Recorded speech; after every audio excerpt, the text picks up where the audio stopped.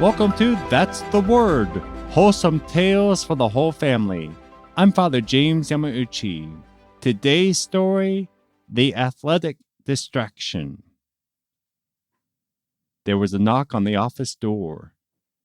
The director was staring out the window, looking at a fresh new coat of snow on the ground. It was time to find out just what had gone so wrong. He took a sip of his coffee, straightened his tie, and opened the door. "James," he said, "come right on in." The young man entered the room, failure plastered across his face. As the director sat down at his desk, James slouched into a chair and began to speak. "Dr. Gutlick, I want to apologize." But he got no further. "James, it seems like this experiment has become a disaster. I suppose you Canadians may have a different understanding of roughness than us Americans.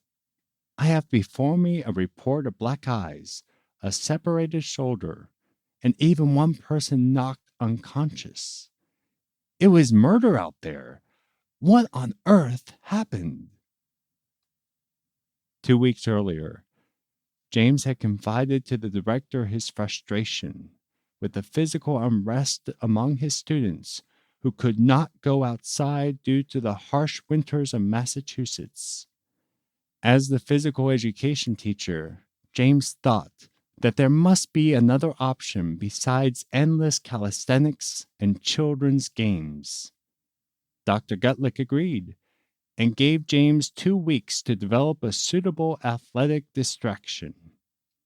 James tackled the challenge relentlessly. He studied all of the popular athletic games of his day and devised a game that would require teamwork, finesse, and a goal that was unguardable. Even now, after the disastrous first run, James still believed in the game. "I know it can work," James promised. "I only need to adjust some of the rules." "Very well," Dr. Gutlick responded. "We can give it another shot. Let's remember the basic principles. The game cannot take up a lot of room. It should be designed to help the track athletes keep in shape. It should be fair for all players, and," the director paused for added emphasis, "for goodness sake, James, the game must not be too rough. I do not want any more reports of the boys tackling, kicking, and punching each other." "Thank you, Dr. Gutlick," James responded, rising to his feet and shaking the director's hand. "I know this game can work." James got to work amending the rules and cleaned up the sport. By the time the young men played the next game, James had forbidden the players to run with the ball, and there was to be no shouldering, holding, pushing, tripping, or striking in any way. He was happy to report that there was not a single casualty in the game. The game rapidly became popular and spread throughout the country. It soon was promoted internationally by the YMCA movement. By the time that James died in 1939, he would see the game he invented be included as an official event of the Olympics. He refused to let the game he developed be named after him. Instead, the name of this sport, developed by James Naismith for winter physical education, is thanks to a janitor who, for the game's goals, provided peach baskets, the game we know today as basketball. And for this week, that's the word. I thought the only sport that Canadians invented was curling.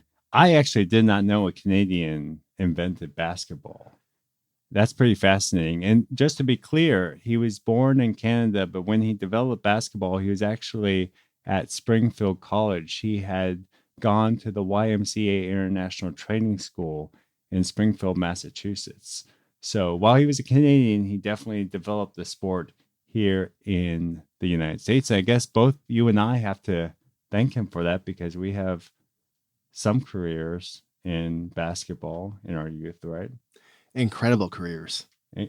Literally incredible, because we know incredible means not believable. It's just not believable. I was actually on the 7th grade team in Mississippi, and I was a tall guy, but I don't know. I just was never good at basketball. So that's why I'm not on the basketball court nowadays. I played when I was 6 with the parish team. Yeah. And I don't remember much of it. I remember we lost a lot of games. I think we lost all but one game. And I was also told that I mostly just sat on the court. Yeah, you were very pensive. Maybe you should have been like the assistant coach or something. That may have been a better script for you. Well, they told me to, okay, when they get the ball, I run to my spot. And so when they got the ball, I ran to my spot. And I just watched. Well, I hope you dribbled. Well, no, they'd have the ball. I never got the ball. Well, because the reason why I brought it up, it was fascinating because the original rules, which I know we're going to talk about in the story extras in terms of what you can see, but the original rules, there was actually no dribbling along there. But James Naismith, we brought up the fact that he didn't want the game to be named after him. Can you imagine Naismith ball? That just wouldn't work well. But he also went on to be involved in basketball. Maybe not as much as someone would think as the inventor of basketball, but he was involved. He was a coach, actually, for University of Kansas. And he just so happens to be the only losing coach for the University of Kansas. The inventor of basketball. The inventor of basketball. Everybody has their different roles. Just because you invented the game doesn't mean you perhaps is the best coach. In this case, that's the case. If you enjoy That's the Word, please share the word. You can find the story extras for this story, The Athletic Distraction, on sonsofthunderrock.com, where you can see the original rules that James Naismith drew up for basketball. sonsofthunderrock.com is also where you can find our email and our social links if you want to reach out to us, to give us story ideas, or to give us feedback. And since we're more comfortable here in the studio than on a basketball court, join us next Wednesday for another wholesome tale for the whole family.